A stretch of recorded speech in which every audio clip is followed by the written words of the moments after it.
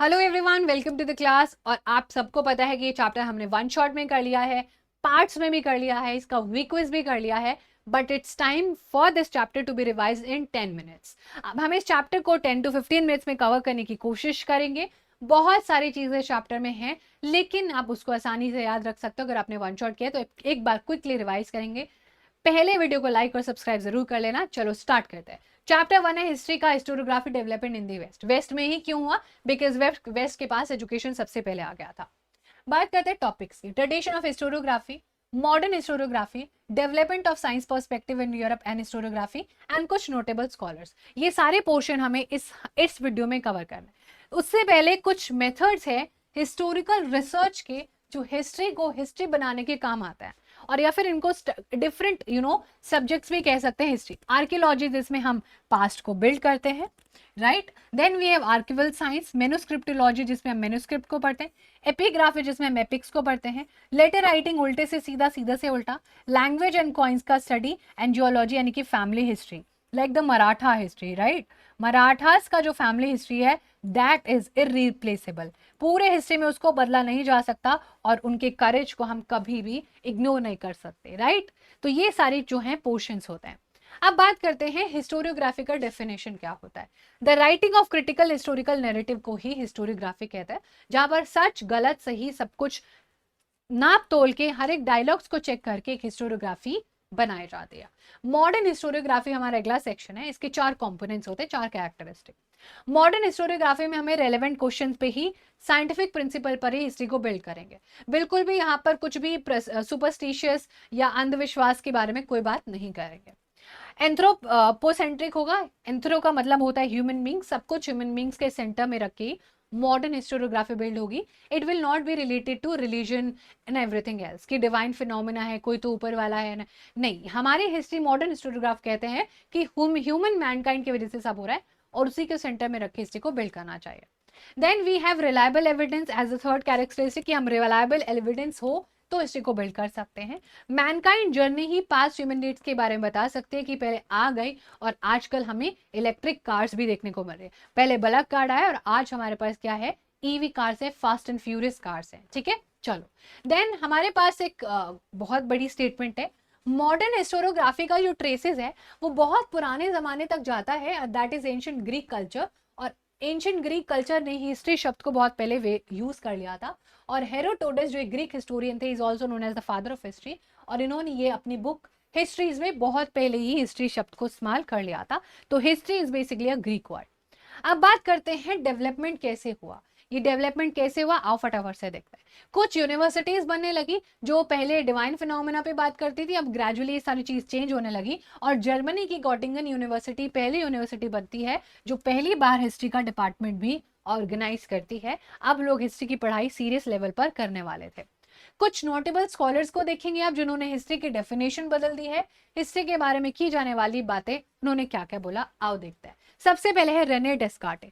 Renee डेस्कार्टे ने यहाँ पर बहुत सारी चीजें बोली हैं और क्रिटिकली बोला है कि सारे हिस्टोरिकल डॉक्यूमेंट्स को एग्जामाइन करना चाहिए और तभी कोई भी रिसर्च पर आना चाहिए। एक साइंटिफिक मेथड होगा तो बहुत बढ़िया होगा। इनकी बुक आप जरूर याद रखना, डिस्कोर्स ऑन द मेथड। और इनकी बहुत ही फेमस कोटेशन है, never to accept anything for true till all grounds of doubts are excluded. आप किसी भी चीज को सच मत मानना जो अगर आपके मन में 1% भी डाउट बचा हुआ है। आप उसको तब तक सच मत मानना जब तक आपको उसके ऊपर डाउट हो रहा है। वोल्टायर की बात करें तो वोल्टायर का एक और नाम है फ्रैंकोइस मेरी अराउट। इनका ओपिनियन था कि ऑब्जेक्टिव ट्रूथ क्रोनोलॉजी से निकालना चाहिए जिसमें सोशल ट्रेडिशन, ट्रेड और इकोनॉमी, एग्रीकल्चर को भी कंसीडर करना चाहिए। और इन्होंने हिस्टोरियोग्राफी का हर एक एस्पेक्ट, क्योंकि ट्रेड, इकोनॉमी, एग्रीकल्चर यही तो काम करते थे लोग, क्योंकि इन्होंने सारे एस्पेक्ट कवर करे तो उनको फाउंडर ऑफ मॉडर्न हिस्टोरियोग्राफी भी बोला जाता है।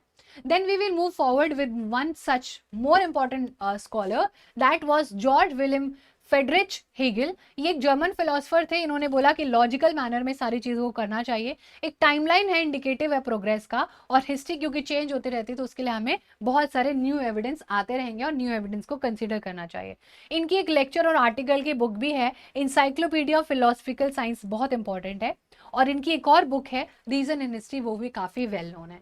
इन्होंने एक और चीज कही थी, वो थी हिस्ट्री ऑफ डायलेक्ट्स। इन्होंने एक नया मेथड ऑफ एनालिसिस निकाला था जिसको डायलेक्ट्स बोलते हैं। डायलेक्स का मतलब होता है एक थ्योरी जो ऑलरेडी प्रपोज्ड है, उसको थीसिस बोलते हैं। उसी थीसिस के अलावा आप एक कॉन्ट्ररी बात बोलो तो उसको एंटी थीसिस बोलते हैं। जब दोनों को प्लस करके एक नई थीसिस प्रपोज होगी तो उसको सिंथेसिस बोलेंगे, और सच और झूठ सब कुछ एक साथ हो जाएगा और एक प्रॉपर नया नैरेटिव निकल के आएगा, तो हम हिस्ट्री को और बेटर तरीके से बिल्ड कर लेंगे।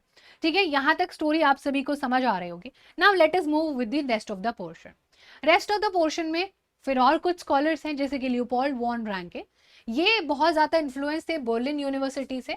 बर्लिन यूनिवर्सिटी में जब इन्होंने पढ़ाई करी थी, which is in Germany obviously, तो इन्होंने बहुत सारा एम्फोसाइज ओरिजिनल डॉक्यूमेंट्स पर फोकस किया था, और उन्होंने बोला था ओरिजिनल डॉक्यूमेंट से ही मैं तो हिस्ट्री को बनाने वाला हूँ। इमेजिनेटिव नरेशन ऑफ हिस्ट्री को बहुत ज्यादा कि इमेजिन जो है क्रिटिसाइज किया था, कि सिर्फ आप इमेजिन करोगे मैं बहुत सारी चीजें करूंगा और इमेजिन करूंगा रैंक आ जाएगी, that is not possible. Collection of articles publish करी थी 2 बुक्स में, इनकी बुक्स याद रख सकते हो, the theory of practice history and the secret of world history. Very important books, very important books बच्चा। चलो नेक्स्ट है हमारे पास, हमारे कार्ल मार्क्स। कार्ल मार्क्स के बारे में याद रखना बस, क्लास स्ट्रगल। इन्होंने सारा एम्फेसाइज दिया था क्लास स्ट्रगल पर, कि कुछ लोग अमीर होते जा रहे हैं और कुछ लोग गरीब गरीब होते जा रहे हैं, तो ये क्लास स्ट्रगल के वजह से है। और क्लास स्ट्रगल सोसाइटी में जब ही आएगा जब डिफरेंट स्टाटा में इक्वालिटी नहीं होगी। मीन्स ऑफ प्रोडक्शन पर हम लोग क्या है, ओनरशिप कोई और है, मालिक कोई और है, पैसा कोई और कमा रहा है, काम कोई और कर रहा है, पैसा कोई और कमा रहा है। और इन्होंने अपनी एक बुक है, बहुत इंपॉर्टेंट बुक है इनकी, दास कैपिटल, जिसमें इन्होंने बहुत सारी बातों के बारे में बोला है। और इन्होंने बोला है कि कैसे बाकी जो क्लासेस है सोसाइटी की, जो अपर क्लास है वो कैसे लोअर क्लास को एक्सप्लॉइट करती है और उनसे ही पैसा कमाती है। एक लेबर को उतना पैसा कभी नहीं मिलता है जितना कि एक बिल्डर को मिलता है, समझ आया? वही क्लास स्ट्रगल होता है, जिसपे कार्ल मार्क्स ने बहुत ज्यादा फोकस किया था। और इनकी बुक तो भूलकर भी मत भूलना, दास कैपिटल। ये एक थ्योरी को मानते थे which was called as Marxism, because इनके ही नाम से कार्ल मार्क्स का मार्क्सिज्म एक पूरा थ्योरी है ये। ठीक है, इस पर आप पूरा ग्रेजुएशन कर सकते हो टॉपिक पर। फिर आता है एक स्कूल ऑफ हिस्ट्री। एक स्कूल ऑफ हिस्ट्री के स्कूल ही बना दिया पूरा हिस्ट्री को पढ़ने के लिए, राइट? ये मैंने आपको पूरा वन शॉर्ट में सारी चीजें समझाई हैं।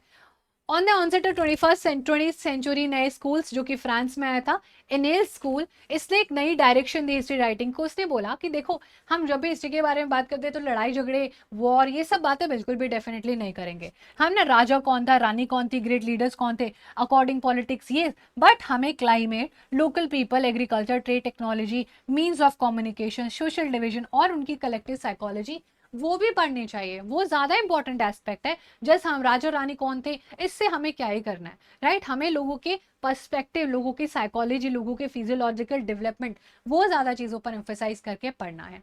Then we also have had a few of the feminist historiography, वो जो कि पर्सपेक्टिव ऑफ विमेन, विमेन की कंडीशन के बारे में हिस्टोरिकल आउटपुट देती हैं। जैसे कि आपकी बहुत ही famous feminist historian writing of Simone de Beauvoir help in establishing the fundamental of feminism. It drove historical research to focus in depth on various aspects of women's life, such as their employment, their role in trade union, institution working for their cause, and their family life. Right? So women की life, women के साथ जो problems हो रही थी, उन सारी चीजों के बारे में बच्चा बात होती है फेमिनिस्ट हिस्टोरियोग्राफी, जो फीमेल ओरिएंटेड होंगी। बिकॉज इससे पहले हमने जितने भी हिस्टोरियंस को देखा वो कहीं ना कहीं मेल थे। देन हमारे पास एक और पोर्शन है, ये भी बहुत इंपॉर्टेंट है, and that is Michel Foucault, the French historian of the 20th century. इन्होंने अपनी बुक आर्कियोलॉजी ऑफ नॉलेज में बोला कि सब कुछ क्रोनोलॉजी में नहीं होना चाहिए, स्टेप बाय स्टेप नहीं होना चाहिए। Practice of arranging historical events is not right. He felt that कि मुझे एक्सप्लेन करना, ट्रांजिशन एक्सप्लेन करना ज्यादा इंपॉर्टेंट है, और ये मेथड इन्होंने अपनी बुक आर्कियोलॉजी ऑफ नॉलेज में एक्सप्लेन भी किया हुआ है, which apparently you have to remember।